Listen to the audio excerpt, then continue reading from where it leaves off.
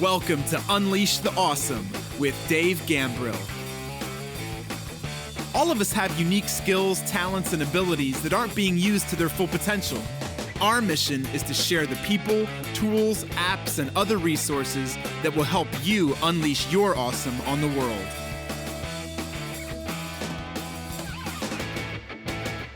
Yo, what's up? It's Dave. Welcome to another episode of Unleash the Awesome. Today, let's talk about why unlearning is usually the hardest and most important part of learning something new.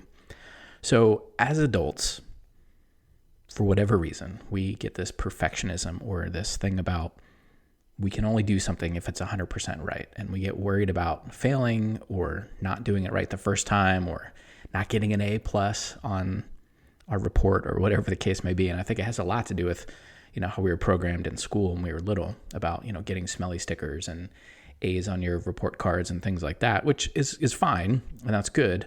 But in order for us to adapt and evolve and continue to add value to the world, one of the things we have to do is learn how to unlearn and relearn really quickly. And if you think about what's happened with this whole global pandemic situation, some people have said that we have changed about 5 years in about 6 months. So 5 years worth of change being compressed into just a few months, right? So that means if things are changing, if now you're doing a lot of your meetings online, if now more of your business is being conducted online, if you got all these things going on and you can't quickly unlearn some of the stuff you were doing before to adapt to what's going on now, you're going to be in a really, really bad place in a lot of ways, right? You'll be stressed out. Your business won't be doing what you want it to do. Maybe you're not doing as well in school because you haven't figured out how to convert over to the new way of learning and things like that. And so it's critical that you identify the things that are holding you back because you've learned them and you're holding on to those. You're holding on to those paradigms, those ideas, those concepts, and you're trying to bring them forward into a world or a situation that doesn't exist anymore, or that thing that you learned is not useful moving forward. I'm going to give you a good example from my situation. So many of you know that for about 12 years, I used to sell drugs out of the back of my car. And by that, I mean legally in pharmaceutical sales here in the United States. And so I would call in doctors' offices and things like that. And one of the things that I had to do was understand clinical studies and clinical trials and the things that were in our package insert, which is the insert that's inside medicine that physicians get. As a consumer, you get a different one. It's more of a condensed version of it, but the physicians, they get this very in-depth, it's called the package insert, the PI. And I had to memorize these things for all the products that I promoted. And the clinical studies that were in there were randomized, double-blind, placebo-controlled trials that had a p-value of 0.001, which I'm not a statistician, but basically what that means is that's a really good study and the confidence level of the data is really strong. So that's like the gold standard for what you're looking at. And basically, if we didn't have studies like that, and especially if they weren't in the package insert, or we also called it the label, if they weren't in the label, we couldn't talk about it. And so that was a standard that I used for 12 years when I would talk to people in a work capacity, doctors, nurses, physician assistants, other prescribers, people in the healthcare system, pharmacists. I would only be able to share things that were randomized, double-blind, placebo-controlled, p-value 0.001, in our package insert, blah, blah, blah. Because if I said anything, like if I said the wrong word to the wrong person at the wrong time, I could have put the company that I worked for in $1 billion lawsuit, literally $1 billion with a B, because I was out there talking to these people. And if I misrepresented that and then caused harm to any of the patients because of what I was talking about, that could have been terrible in many ways, but especially in that financial way, right? Like billions of dollars. So think about the risk there and how, I don't know if scared is the right word, but like how careful I was and how tight the boundaries were. And I fully understood that was the only way I could talk about it. And there were certain words I couldn't use. Like you couldn't use the word, if you combined one of our products with something else and it got a combined result. So basically like 1 + 1 = 2. You could say when you combine it with something else, it has this effect. But you couldn't say the word synergistic. It has a synergistic effect because synergistic in some definitions implies that 1 + 1 doesn't equal 2, that 1 + 1 = 3 or more. So when you add this thing our product to something else they're already using, you will get an even better or greater, right? So even the vocabulary, the specific vocabulary that I was using, I had to be super buttoned up and tight. So that served me well for 12 years, and I did fine, and I won a bunch of awards and went on some trips and helped a lot of my doctors, and they helped a lot of their patients, and they led better qualities of life because of some of the pharmaceutical interventions that we had. And I get it. Diet and exercise should always be the first thing, but there's just some people that either wouldn't adhere to that or they just needed these medicines. And so I was helping my customers, my physicians, help their patients. And that served me well for that period of time. But then, and I did not realize this, then I left that space and I was doing more leadership training, consulting. I was growing my business online through digital marketing and building my email list. And what I did not realize is that as I was trying to market my business, as I was trying to say things in my training, in my presentations, in my speaking engagements, I was still carrying the weight of those randomized, double-blind, placebo-controlled, p-value of 0.001 studies with me as it relates to what I would actually say from stage or what I would say in a presentation. So I was self-censoring myself with a level of censorship that was definitely not required for what I was doing, because I was not talking about medicine. I was not talking about rocket science. I was talking about personal growth and development, which should have a much greater boundary as it relates to the stories that I can tell, or the situations I talk about, or the examples that I use, or the testimonials from other people. Like, those were all fair game. But for some reason, and I think the reason is because for 12 years I was acting this certain way, I just wouldn't loosen up. And it wasn't until I realized that and said, well, oh man, here's what's happening. I'm handcuffing myself with this way I used to act. I have to unlearn that. I have to put this to the side and say, that is not applicable to the current situation. I do not have to play in that tight of a boundary. It's a little looser here. There's still boundaries, but not nearly as tight as that. And so, relax a little bit, dude.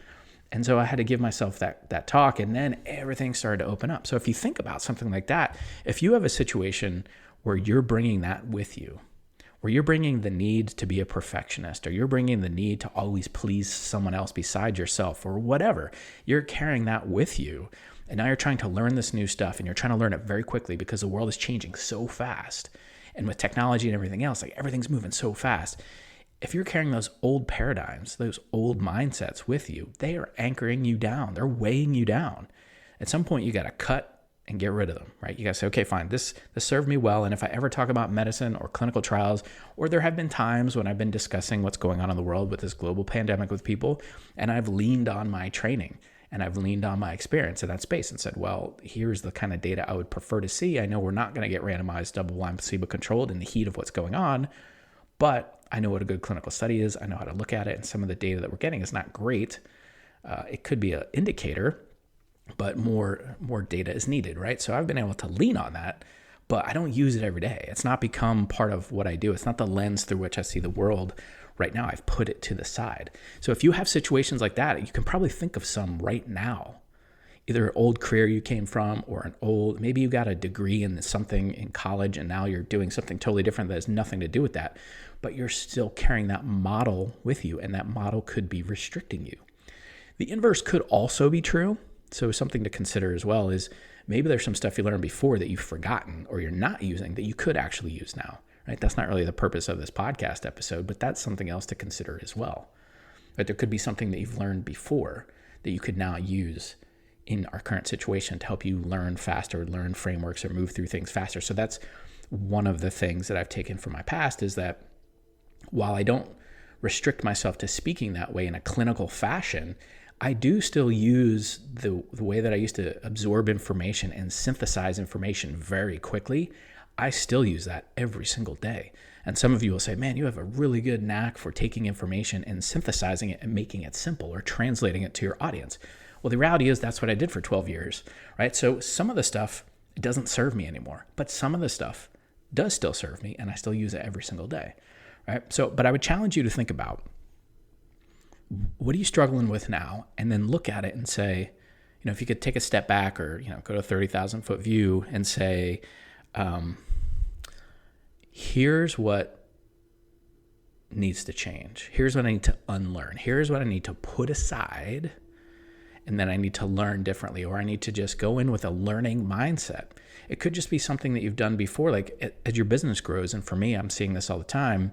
One of my friends, Sharni, said to me once, there's a devil at every level, right? So as you grow your business, as you scale, as you're doing whatever it is you're doing and you take it to another level, there's new things you have to learn. And if you go in there with the mindset of, I already know this, or I've seen this before, or I don't need any help, then even if good information comes across your radar or somebody tries to help you, you're very likely to just dismiss it, even though that is the one thing that you need, right? So sometimes even just taking incremental steps, you have to unlearn what you saw before, what you did before, in order to learn the new thing. If you think about baseball and learning how to hit a baseball, at some point when you learn how to hit a baseball when you're little, they put it on a tee.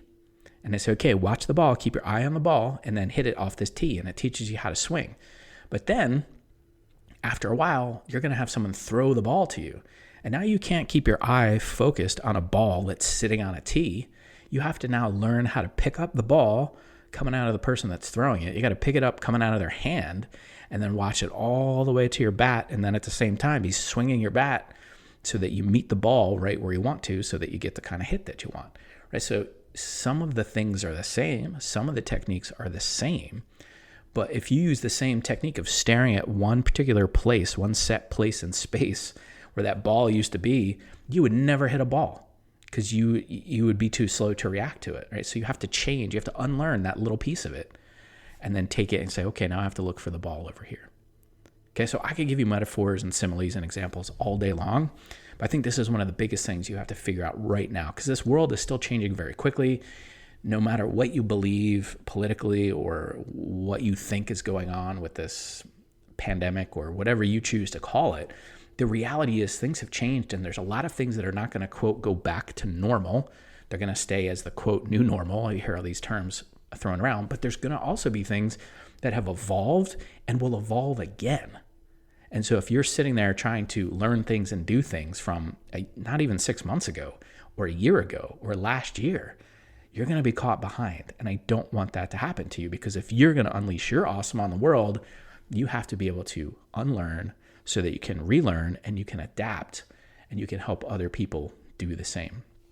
Okay, so that's it for today's episode of Unleash the Awesome. Do me a favor, tell a friend about this podcast. You can hear it anywhere now. It's on Spotify. You can listen to it on your Amazon Echo devices. I don't know where you're listening to it now, but there's probably like 100 other places you can listen to it. So if you like this episode, or you like some of the other episodes, or if you haven't listened to some of the other episodes, I would encourage you to go check them out, because I talk about stuff like this all the time that's really focused on your mindset, looking at your mindset and now analyzing your mindset so that you can get your mind right, so then you can use your skills, talents, and abilities to your highest level, and you can unleash your awesome. So if you know people that need to listen, please do me a favor and tell people about it. Share it in social media. Tag me in it if you want. And if you use the hashtag UnleashAwesome, I'll be able to find it a lot easier. So until next time, go unleash your awesome on the world. See ya. Thanks for listening to Unleash the Awesome. Please be sure to subscribe, rate, and review wherever you listen to your podcasts. And please share us on your favorite social media platforms using hashtag UnleashAwesome.